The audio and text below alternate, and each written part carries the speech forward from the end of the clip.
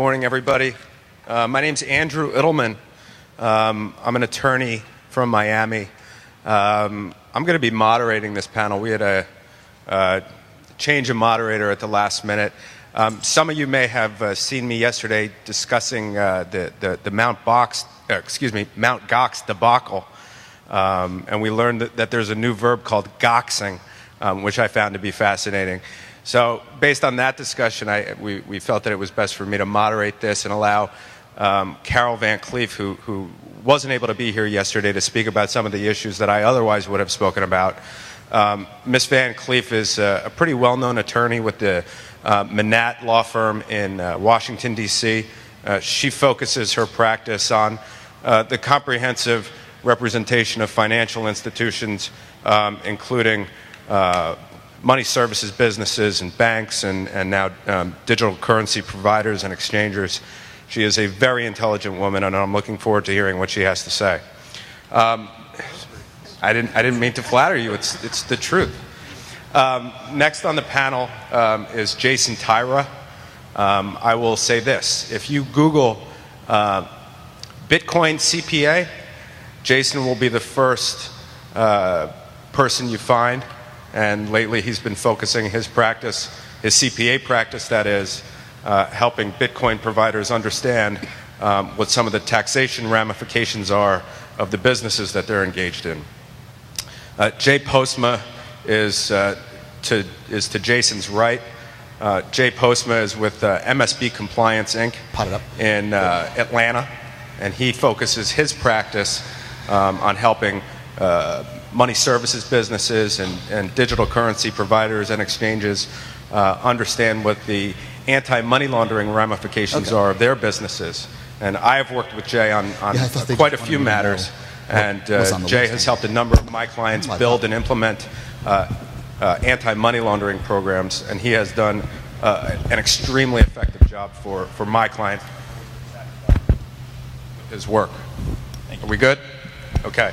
And finally, to the right is Matt Crockett.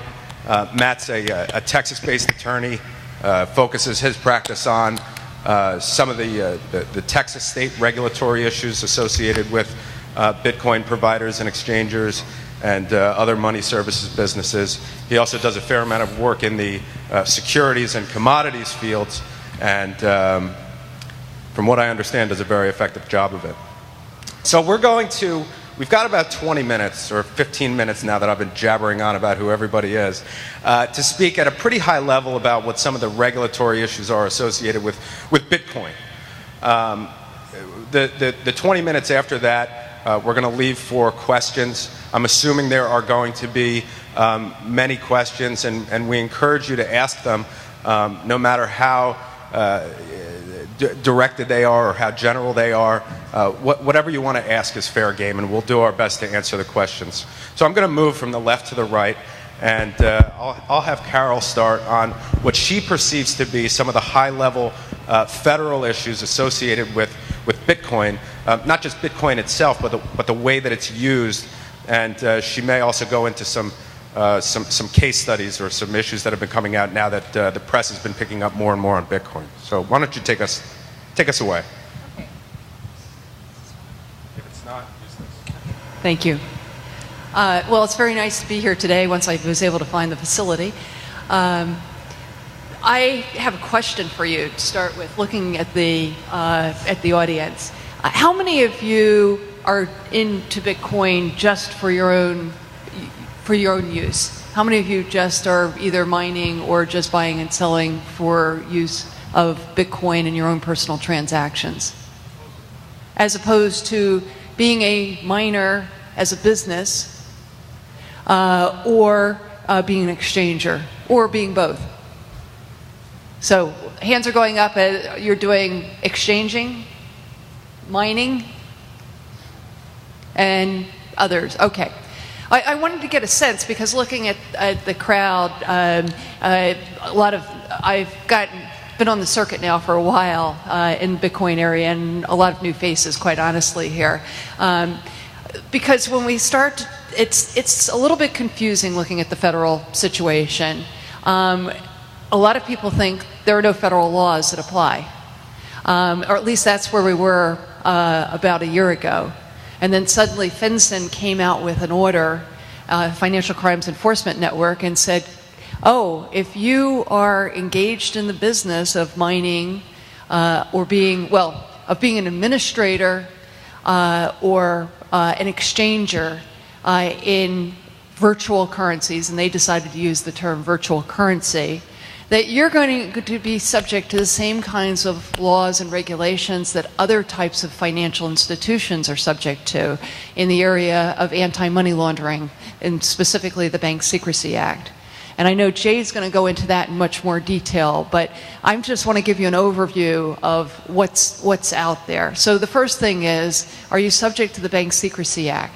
Do you have to keep records and make reports related to the activities that you're engaged in? Do you have to keep records if you're handling cash? Now, cash being sovereign currency, over $10,000. So if somebody comes to you and wants to buy Bitcoin for more than $10,000 and gives you cash $10,000 or more, do you have any responsibility with respect to that? Well, whether you're a financial institution and are like a bank, and you fit into that specific category, you have a report called a currency transaction report. If you're just buying and selling for your own purposes, but you are buying and selling and you are engaging in a business, so you're not necessarily in that in that financial institution category, you still have a responsibility. You have a different kind of a report that you're supposed to be filing, and it's a Form 8300. So I don't know how many of you, and I won't ask for a show of hands, are actually handling $10,000 more or more in cash. But if you do, that's something you want to be concerned about, regardless of where you see yourself fitting into these different buckets. So that's one issue.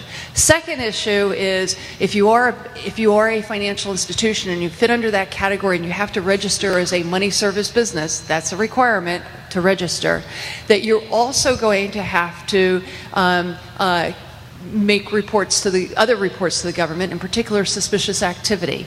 Are you dealing with people who might be giving you money that came from illegal activity?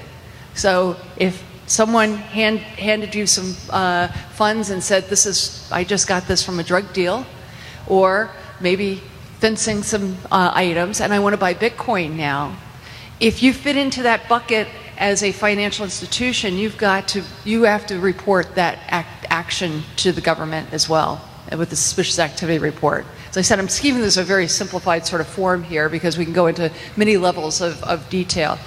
Now, let's say you don't fit into that category, and I'll tell you, a lot of time, a lot of energy has been spent by a lot of people in the Bitcoin space trying to stay out of that category of being a financial institution and thus being a money service business. If you don't fit into that category, though, you need to still keep in mind that you are subject to federal criminal statutes. Just because you're here in the United States, whether you're a U.S. citizen or you're not a U.S. citizen, if you are on U.S. soil, the federal criminal statutes apply to you. And those federal criminal statutes say that you're not supposed to be involved in handling the proceeds of illegal activity, facilitating the movement of funds from illegal activity. And quite honestly, if you look at the indictment that was issued, or was it actually an indictment? I've heard the criminal complaint against Mr. Shrem. Mr. Shrem sort of did everything right under the Bank Secrecy Act. What he did wrong, or what he's alleged to have done wrong, is actually to have been engaged in handling the proceeds of illegal activity, moving money to or from that activity. That is a crime, and that's what people lose track of more often than not. That you need to keep in mind that it's not just whether you're a money service business or not, but it's where the money is coming from or where that money is going to. And that's what's going to ultimately get you into trouble. Okay. Thank you, Carol. For Jason, I think that it's interesting that Mr. Snow had him on this regulatory panel, because I think it's very easy to forget that taxation is probably the government's most effective form of regulation, and typically the most onerous. So I was glad to hear that we were going to have a CPA on the panel. I think that a couple of the issues that I'm interested in hearing about from Jason are, first of all, how do we go about in the ordinary course of our lives as Bitcoin users addressing that issue in our tax returns? Another issue that I'm interested in is, let's say I'm a Mt. Gox account holder, and as of March of 2014, I've lost all of my Bitcoin, or I've lost a considerable amount of money. When it comes down to filing my tax returns next year for 2014, what do I do? And how do I go about claiming the benefit of the money that I lost? So I'm interested in hearing Jason's perspective. Is that working? Yeah, it's talking. Okay, those are two pretty long questions, and I don't know that I have that much time, so I'll try to answer them both the best I can in the time we have. First thing is, I will tell you that as a CPA, I deal with a lot of clients who think that Bitcoin is not taxable. If you go to the IRS website and you type the word Bitcoin into the search bar and you hit search, nothing comes up, therefore Bitcoin is not taxable. And I will tell you first off that the definition in the Internal Revenue Code of gross income is very broad. And it does include, I'll break it down this way. If you put something of value in your pocket, it is taxable. That's pretty much, there are certain exceptions that go along with gifts and things like that. Now the question is, what do I do about it? There's not really a good answer for that right now. There are two schools of thought. I'm sure many of you are aware. Bitcoin either would be treated as a foreign currency or as a capital asset. I think one of the problems with this issue specifically is that the terminology gets a little bit confusing. For example, the term commodity. Generally speaking, a commodity is a capital asset. Okay, so if you're looking for commodity tax treatment in the code, you might get a little confused by what comes up. A better way to look at it would be, what is the rate that applies? Is it going to be the ordinary income rate or the long-term capital gains rate? For foreign currency, it would always be the ordinary income rate. For capital gains on a capital asset, either it would be the short-term rate or the long-term rate based on whether you held it for a year or longer. What if it's your inventory, though? Okay. Let's say you're a miner and it's your inventory. All right, never mind. Sorry. Yeah, I'll be here for the whole day. So anyone, you're welcome to come and hit me up. I don't want to monopolize the panel here. I'm looking for free advice, so give it to me now. So the bottom line is, there are some good analogs in the Internal Revenue Code that are applicable to Bitcoin and that will likely generate treatment that's similar to things that exist now. But the IRS needs to specify when is it taxable and what is the rate.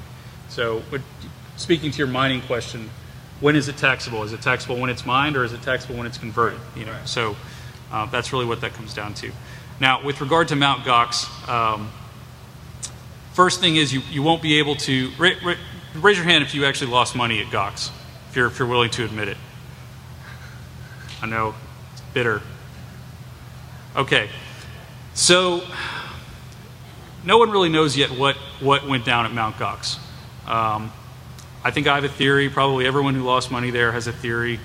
Everyone who didn't lose money there has a theory. And biggest thing is, whatever your loss was, you're not going to be able to claim it until next year. The exchange collapsed in 2014. You'll have to file on your 2014 taxes. Now, how you can file is dependent on ultimately what happened at Mt. Gox. If it collapsed due to mismanagement, that would be one situation. If there was wholesale theft, that would be one situation. There's a safe harbor in the tax code dealing specifically with Ponzi-type schemes. Now that safe harbor is applicable to securities schemes, but I would look for the IRS to open that up to Bitcoin at some point in the future. So you're suggesting that it could be considered a Ponzi scheme, that we will see whether there was actual theft involved or whether it was mismanagement. Yeah, and that so each one of those questions has bearing on deductibility. The Ponzi scheme treatment, really what that safe harbor is for is determining what percentage of your gains, or excuse me, of your losses are going to be deductible. It also has bearing on whether you can recover a non-deductible sum in connection with a bankruptcy or a lawsuit or whatever. So I don't want to get too far afield, but what actually happened at Mt. Gox will determine what you can do from a taxation standpoint. And I can tell you, I'm sure everyone knows that the Southern District of New York is already conducting some kind of investigation into potential criminal wrongdoing. I'm sure in the bankruptcy proceedings it will come out as to what exactly happened. The other issue is record keeping. And I know when the website went down, a lot of people lost their records. The good news is the Mt. Gox headquarters didn't burn down, the servers didn't crash. Those records are still there. Well, let me jump in right. Because assume that Mt. Gox, at least for the next year, is not going to be cooperative with the account holders who lost their value. What would you recommend in terms of memorializing their loss so that they can, submit a meaningful tax return next year and showing that they actually lost money when they're trying to claim that deduction? What steps would you recommend that they take? I'm going to put in a shameless self-plug here and say you should call an accountant, because there are some not even very high level, some easy forensic ways that you can go about determining what you might have lost. Just in brief, what you transferred in minus what you transferred out is what you're likely to have had there. So there's ways you can reconstruct those records. Okay. Is it possible, though, with what you said is going on in the Southern District and the bankruptcy courts being involved now, that we might not know in 2015 what has happened? And if that's the case, will that have some impact on filing?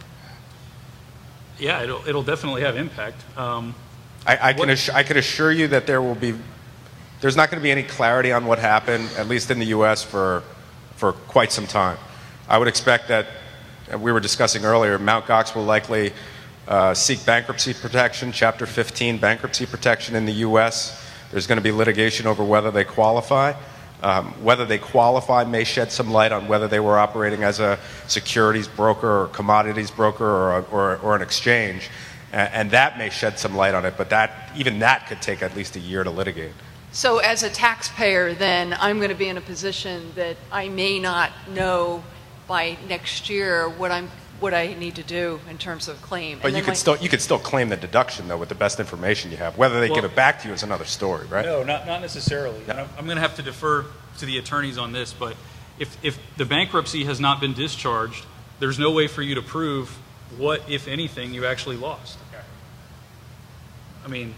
Now, I have one other question. Which of the three categories of potential causes for the loss would be most favorable to me as a taxpayer? Ordinary loss, if you can claim it. Which would be like, it depends on the circumstance, but a casualty loss or a theft loss would probably be the most advantageous treatment. Or if you're a business, you would be able to take just an ordinary business loss. All right, I gotta move this thing forward. Sorry, Jay, do you have any quick comments on recommendations for AML, BSA, and building a compliant program? Well, it's a pleasure to be here. What I would recommend is that there are very many different business models. As everybody here knows, the entire cryptocurrency space is full of tremendous innovation, and there are some people doing the same things, but the truth is there's a lot of people doing very different things. So with that, in order to have a proper risk-based program, reasonably designed to guard and protect against money laundering and terrorist financing, and to ensure that you're capable of meeting the requirements of the Bank Secrecy Act, of OFAC, and of other laws and regulations, it's important first to make sure that you really understand what your business model is. And as entrepreneurs, many of you realize that you have to pivot pretty frequently. You try one thing, it doesn't work. You try something else, it gets better market traction. And you try something else yet again, and you get even better market traction. So one caution is that compliance is not a set it and forget it. It's something that you have to live and breathe and work on continuously. So the first thing is to understand your own business model, to see where it may fit within the regulatory structure and what the requirements are. It's important to map out and have some flow charting of how the money moves. Where does the fiat come in? From whom does it come? Is it a push? Is it a pull? Where's it go? How's it distributed? How is the Bitcoin delivered? And understand those factors. And then to apply the FinCEN guidance and an understanding of the Bank Secrecy Act to your business model.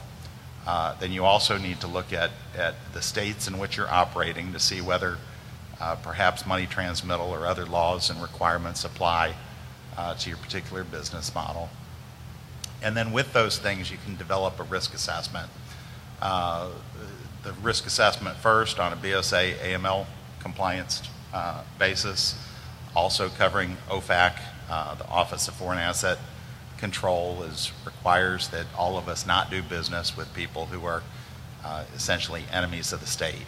The President under constitutional powers, as well as delegated powers from Congress, working with the Secretary of the State and with the Secretary of the Treasurer, name certain peoples as specially designated nationals. And we can't do business with those people.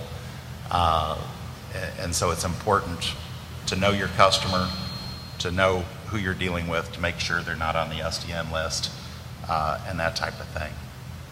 Okay, great. I don't know. I think we got to move to questions, Matt. This is a packed panel. We don't have a ton of time to do it. Let's start with the questions, I guess, Matt. Matt is he's a Dallas-based attorney, knows the Texas issues as well as anyone. If anyone has any questions about how these issues may apply specifically in the state of Texas, I encourage you to either ask a question now or consult with Matt after the panel. Hi. What's the prevailing wisdom as to where the SEC is going to go with their interpretation of the Jobs Act? I think a lot of people in this community would really like to use the power of Bitcoin and cryptocurrencies as part of the fundraising and crowdfunding process.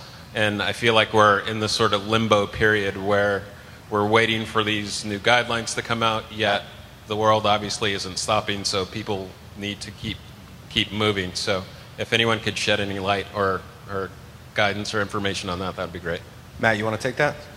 No, that's not really me. Okay. I'm fairly familiar with the issue. It's really unclear. It was a little bit promising that we saw the SEC taking a look at that. I think it was Kickstarter who had approached them in late 2013 and asking them for some clarification on how people, smaller investors, who go about the process of acquiring ownership interests in entities or projects that they were funding through Kickstarter. There was a lot of back and forth between Kickstarter and the SEC on that. Right now, it's completely unclear. So Can I add something to that? Sure, go ahead. Okay, so the exception that the Jobs Act is meant to establish refers to unregistered securities.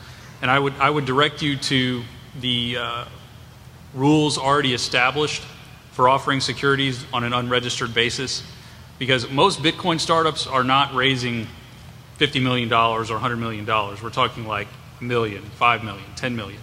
And one of those rules may already suit your needs.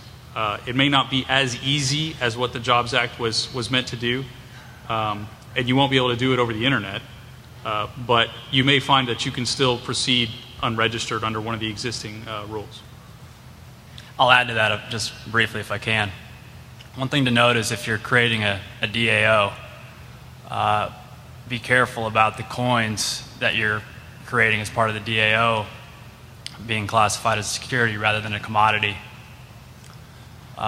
It's unclear at this point how those will be treated, but it's important to think about that going forward. If I might offer a pragmatic piece of advice to the Bitcoin community as a whole is right now I would not be pushing any type of initiative or coming to Washington and saying we want to do this because of Bitcoin.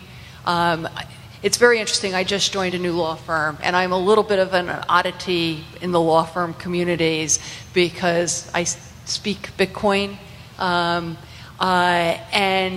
my new colleagues on the government affairs side sat down with me to learn a little bit more about what I do. And they said, do you realize how bad a reputation Bitcoin has in Washington? So it's toxic is the word that's being used right now. So I agree with the advice here is look at what you can do under existing law and ride with what's going on, but don't get in their face and say we want to have this because we want it for Bitcoin. All right, I've got 2 questions that probably apply to a lot of people in the room, but one of them was, especially for 2013, so if you're doing exchange and you're exchanging Bitcoin, buying and selling, I've looked at something, some people have written articles about this saying that any monetary gains made from that exchange, just each trade that you did is taxable or could be taxable at that point. So for GOX, if we lost money in GOX or we can't pull all our transactions out of there because you can't log into it or get any information from them at all, how do you furnish with any sort of data saying, well, I traded this, I lost like $50,000 at least in GOX, but I'm just saying that I put that money in, okay, cool, but I did all these trades and I traded up hundreds of thousands. I probably traded 6-7 figures easily, back and forth. So how is that taxable? Like, where's that going to fall into it? What do I got to do for that sort of thing? Okay, so you really have 2 questions. What do I do about my records, and how is it taxable? Well, the records, I can't get right now until I can maybe get somebody on the hotline or whatever like that. But until then, what do I do at that point? Because I have to file taxes for 2013 regardless of anything that's going on at GOX. Unfortunately, I don't have a good answer for you, yeah. But and it's kind of a rough situation right now because the U.S. government's likely to get those records before you do. And sweet. We'll keep a cell warm for you. So, the investigation that's ongoing, I believe, really centers around criminal wrongdoing. But I don't think that it's beyond the pale that those records would be shared around with other agencies. I'm not worried about them being shared. It's just like, what do I got to do for my tax liability? Well, and that's the thing, that if you don't report that because you don't have records, and the IRS gets them before you do, that could create a problem for you. So I don't have a good answer for you. I would suggest to you to reconstruct the records the best way that you can. Yeah, and I really hope that they'll come back. And that may be part of some kind of settlement or something, that they have to put at least those trading records back online so that people can get them. But right now, if you have no records, there's not really anything you can do. Well, we have trading software that we sell, and it does all the trades for you. So I do have at least records every time a trade was initiated back and forth. I have records of the price that was at and the amount that was purchased, stuff like that. So I could piece together, portions of it. But, they're talking about in some of these articles that every single transaction, the trade transaction on every single Bitcoin that was ever traded could be taxable. So that was kind of my question. The other one, too, is just a real quick one, too. For people, there's sites like localbitcoins.com where people can facilitate buying and selling, for cash or for whatever, locally or whatnot. Are all those people subject to money transmitting laws? Are they subject to what? I mean, that's because you go to local Bitcoins right now, there's tens of thousands of people on there selling. Are they engaged in that as a business? Depends on if they're doing it through as a business or not. So if they're doing when you go to local Bitcoin and you see the same person selling, making listings, well, and they have 400 reputation and stuff, they did 400 transactions. Once you get past sort of that first one, then you have to question as to whether they're engaged in the business of doing so, and if they are, there is a provision in the federal statutes that says that if you're engaged in the business of transmitting value, that you are subject to that provision, and you need to check and see whether under the laws of the state you're engaged in, whether you need to be a money transmitter. Under federal law, I think the FinCEN guidance is fairly clear on that point that you would be. I think people have lost sight of a couple of the cases that have come out in this area dealing with currency exchangers. The Eagle case is one, the other is Liberty Reserve. And the exchangers in that case, and especially in the Eagle case, these were not necessarily, I mean, these were more like the local Bitcoin transactions. And well, I'm sure everybody in here is guilty, or at least quite a few people in here, of at least changing Bitcoin for money to somebody else at some time. So, that's something. If I sell her some and I sell him some, am I a money transmitter tomorrow or today by doing that? So that there's tens of thousands of people out there right now. Are you doing that to make money? That's the real. Yeah, if you of course I'm not. Well, listen. The way that the FinCEN regulations spell it out, and this is just FinCEN, and how the different states are going to deal with the issue is different. But at the federal level, FinCEN says that it's a question of facts and circumstances, and so. Listen, if you sell one Bitcoin to your buddy and you make $25 on the transaction, it's doubtful that FinCEN is going to look at you as being a business. Yeah, I like your shirt. I'd like to add a little bit because just recently, I think within the last several weeks, there was a case, a couple people in Florida. I think they were selling through local Bitcoin or one of the services. But everything is going to be dependent on facts and circumstances. And in that case, if I'm coming up to a local Bitcoin market, or we have a local Satoshi Square, and I'm selling, a few $100s, and it's a social thing, and I'm selling a little bit of Bitcoin, and I'm going out to dinner, that's not operating as a business. But if I'm going there and I'm selling $30,000 worth, and I'm negotiating what the trade is and what the fee is and everything else, then all of a sudden it starts looking pretty clearly like a business, and you've got to be concerned that you'd be a money transmitter at that point. I'm okay with paying taxes on that. It's the money transmission and getting a bond in each state and all that crap that goes along with it. Well, here's what happens is that this provision of U.S. Code, it's 18 U.S.C. 1960, anyone who wants to go take a look at it, and that's the one that says that it's illegal to be engaged in a money transmitting business without having necessary licenses if you need them, or without being registered with FinCEN if you need to be registered. It is essentially a strict liability statute. So if you need to have that license and you don't have it, you're guilty. That's basically the way it works. So let's say you're involved in drug dealing or some other type of illegal activity. No, I'm saying that, and you're also doing this Bitcoin piece.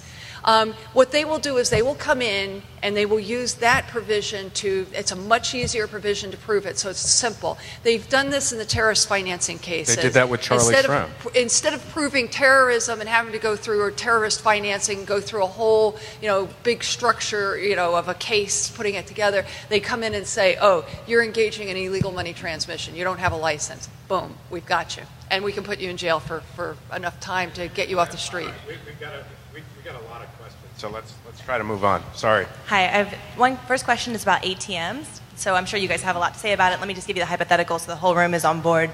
ATMs, my understanding is generally in the real world, you don't have to have a money transmitting business license. However, Bitcoin presents a unique problem in that you can share your wallet, your private key to your wallet, and transfer money over country borders once you engage in that ATM, or once you put your money in the ATM. So what's your take on ATMs? Do you need the license? And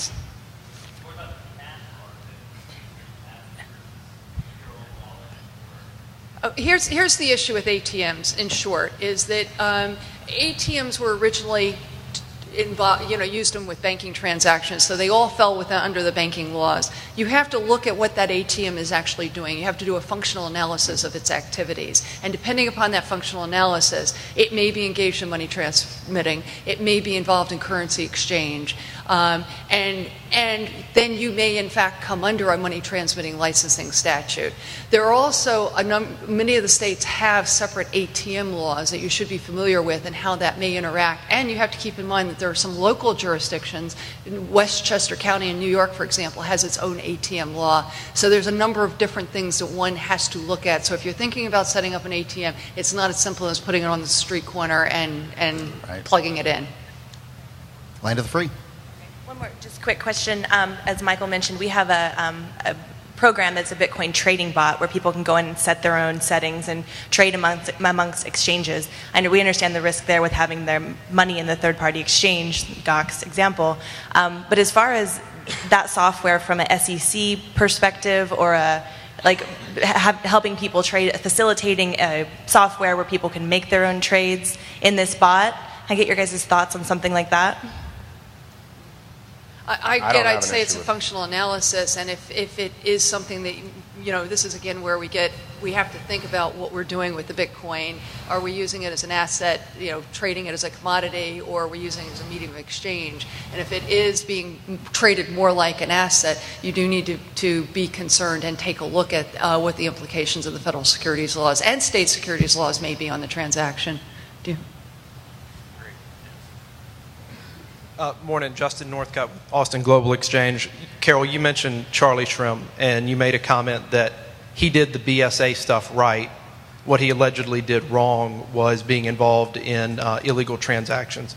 My question is that through the Know Your Customer, anti-money laundering, BSA processes that are outlined very clearly, if you're doing things like filing the CTR, the currency transaction report, suspicious activity report, keeping your ledgers properly on anything that meets the thresholds under those statutes, are you presumed to be compliant by keeping full records? The flip side of that question is, how do you know when you have those records, the person on the other end, what they're actually using the funds for? All right, let's break that question in half, I think. Yeah, and I'd like to chime in because Can I start with one thing? Take a piece of paper right here, okay? On one side of the paper, put the Bank Secrecy Act. That's where you're going to have your record-keeping and reporting requirements. On the other side of the paper, put your money laundering criminal statutes. And that's the ones, don't do business with people you shouldn't be doing business with. You can do everything right on this side, and you can get it totally wrong on this side. Yeah, but I was going to, I don't think Charlie did everything right with regard to the BSA. So if you look at the complaint, that was written for Charlie, it says things like, as the compliance officer for BitInstant, he basically lied to his business partners about what was going on. He had emails that were going back and forth with a customer where he, as compliance officer for BitInstant, was advising the person on how to evade the compliance requirements, the Know Your Customer procedures, the transaction monitoring procedures of BitInstant. Yeah, I was going to say that I'm saying these are allegations. Allegations that have been made, and certainly from my experience with other cases, there's a big, big difference between what's alleged and what ultimately has happened. So I take a lot of it with a grain of salt. Yeah, and I'm not going to say that everything is absolute God's honest truth there. It'll all come out in the wash when everybody looks at it. It comes out under the light of day and gets tested by the attorneys on both sides. So we're fortunate we live in a system where we're under rule of law and we have protections, and I wish Charlie the best. He's a good guy, and I hope he has good representation and that he listens to that representation. But if you look at what the allegations are, they claim that as compliance officer that he worked directly with a customer to help that customer evade specific requirements of his own compliance program that he had a duty to perform, that he knew of suspicious activity and he failed to file SARS, suspicious activity reports, and it's a pretty damning document. So if you haven't read it, you should read it, especially if you're involved in a company where you are responsible for compliance, and make sure that you get proper training, because everybody in this room, we've got Democrats, Republicans, liberals, conservatives, libertarians, and we'd all like to change the world, and Bitcoin has the potential to do a lot of tremendous good for the world. But we have to live in the world as it is, and right now we have things like 18 U.S. Code 1956 and 1960 and lots of other requirements, and we have to keep that in mind and work within the system, and where we can change things, and we can work towards changing things, but we have a system and we have to work within it.